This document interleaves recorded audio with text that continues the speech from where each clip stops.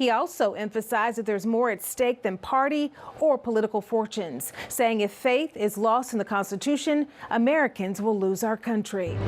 Orange County deputies arrested these 3 people in connection with anti-Semitic demonstrations in East Orange County last week. Joshua Terrell, Bert Colucci each face a charge of battery with a hate crime enhancement. Jason Brown faces a grand theft charge. According to the arrest report, the victim told deputies he believed he was attacked because of his Jewish faith. A new jobs report is showing promise, especially for an important Central Florida industry. According to the Labor Department, 151,000 jobs were added to the leisure and hospitality sector. One Florida hotel manager that we spoke with says they're still anxious to hire more to meet the demand. Now, check up your weather with certified meteorologist David Heckert. Hi, Tammy. Very nice day today out there. Temperatures back into the low to mid 80s. Changes, though, later on this evening. We'll see more clouds and some showers arriving after midnight with overnight lows in the upper 50s and low 60s. So your weather headlines again, clouds increasing across the area. We got some rain chances for both Saturday and Sunday. It looks like our active weather pattern is going to continue into next week. In fact, day-to-day rain chances all the way through next Wednesday.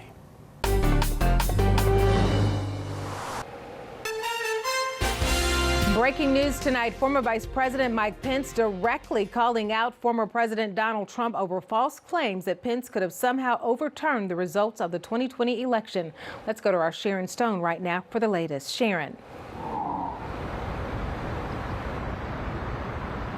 Well, the former vice president said simply that Mr. Trump is wrong. He has no right to overturn the election results. He also said that he and the former president likely will never see eye to eye when it comes to exactly what happened on January 6th. Now, Pence also gave a warning. He warned conservatives who continue to insist the vice president can alter an election, saying it could be a problematic position for Republicans in the next presidential contest.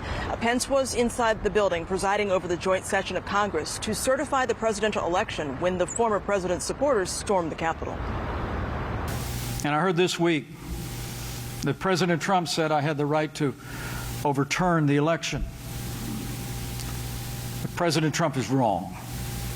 I had no right to overturn the election. The presidency belongs to the American people and the American people alone. And frankly, there is no idea more un-American than the notion that any one person could choose the American president. Pence went on to say there is more at stake here than political party, saying, quote, if we lose faith in the Constitution, we won't just lose elections, we'll lose our country. I do want to make a note that on January 6th, Mike Pence played a ceremonial role in presiding over the Electoral College count vote, and any attempt to interfere in that count would have certainly marked a huge break from precedent. Live in Orlando, Sharon Stone, Spectrum News. Thank you, Sharon. And there's more breaking news tonight. 3 people are facing charges following an anti-Semitic rally held in Orange County last weekend. We've been following the developments surrounding the incident all week long now. Spectrum News 13's Asher Wildman. He's joining us live from the Orange County Sheriff's Office. Asher, tonight deputies made the arrest that Sheriff Mina had actually alluded to earlier in the week. Tammy, sheriff's deputies say that 2 of the 3 men are now facing battery charges with a hate crime enhancement. According to the arrest report, 46-year-old Joshua Terrell and 45-year-old Bert Colucci allegedly attacked a passerby along Alafaya Trail and Waterford Lakes Parkway. A 3rd man, Jason Brown, he was charged with grand theft for allegedly stealing the victim's cell phone during the incident.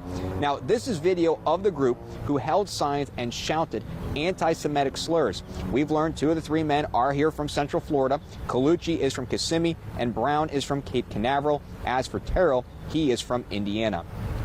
Earlier this week, Sheriff John Mina said that they were working with the Anti-Defamation League to identify these individuals. And not only that, he also thanked the community for their support in sending videos and photos of these individuals, which helped lead to the arrests that were made. Reporting live in Orange County tonight, Asher Wildman, Spectrum News 13. Well, authorities have released the name of the man killed in a construction accident in Lake County as the investigation into how it all happened gets underway. According to the Lady Lake Police Department, John Joseph Terranova, shown here, was working with Mailer Foundation contractors in a freshly dug hole at US 441 when he was trapped by the walls caving in on him. Well, his fiancee describes him as a wonderful father to their son. Former Seminole County tax collector Joel Greenberg is reportedly asking to delay his sentencing for sex trafficking and other crimes. Our partners at the Orlando Sentinel say this comes despite a federal judge saying his current sentencing date of March 29th is final. Greenberg pled guilty back in May. His sentencing has already been delayed twice. He faces a mandatory minimum of 12 years in federal prison. The latest jobs numbers are in, and they are on the up and up. According to the Labor Department, employers added 467,000 jobs last month, all at a time when a wave of Omicron infections sickened millions of workers and kept many consumers at home. Spectrum News 13's Rebecca Turco is joining us live on iDrive in Orlando, outside a resort there. And Rebecca, the leisure and hospitality sector, they saw the biggest growth in jobs. Tammy, those jobs went up by 151,000. Hotels and resorts just like this one are hiring now as more and more people come visit Central Florida. Cedric Paz gets his steps in as he makes his rounds at the Florida's resort. He's a hands-on general manager. Everything good? Checking in on his employees, greeting the guests. Seeing these kids have their beautiful smiles on their face, making the memory for them, you know.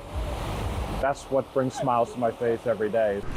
He's seeing more of them now. He says bookings are steadying back up after extreme peaks and valleys over the course of the pandemic. The problem now is staffing. The jobs are there, it's just the people aren't there to come out and work. Cedric has 52 openings right now, mostly for housekeepers, for food and beverage workers. It's a similar picture across his hotel group's Orlando footprint, some 200 openings between 5 hotels. Cedric's anxious to hire more people soon. Here in the kitchen, there's more than enough work to go around. Today we have 2 people on shift, where ideally we'd have 4 or 5 people on the shift. So the manager has to jump in whenever it does get busy. It's a lot to keep up with at times. Area businesses are feeling it too as travelers come back in droves. According to new numbers out of Orange County, December's tourist development tax collections went up nearly 165% compared to December 2020. Last December also saw the 3rd highest collections on record overall. Thank you. Absolutely. Enjoy.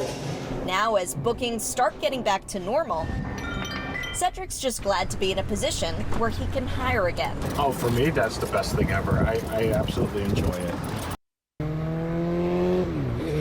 And as for that nationwide jobs report, retail saw the 2nd highest growth last month, and it is also worth mentioning that the unemployment rate did tick up slightly to 4%. Reporting live in Orlando, Rebecca Turco, Spectrum News 13. Valentine's Day is coming up, and if you're planning on ordering flowers at the last minute, that might not be such a good idea. The issues florists are dealing with as the big day approaches. Right now, though, we want to talk weather, specifically our weekend weather forecast with certified meteorologist David Heckert. He is standing by with details. Yeah, Tammy, a beautiful day so far. Temperatures made it all the way in the low to mid 80s. In fact, behind me, not a bad beach day at all. The weekend, though, trying some big changes, cooler weather, and the threat for rain. All the very latest for you. Coming up on your weather on the Wise.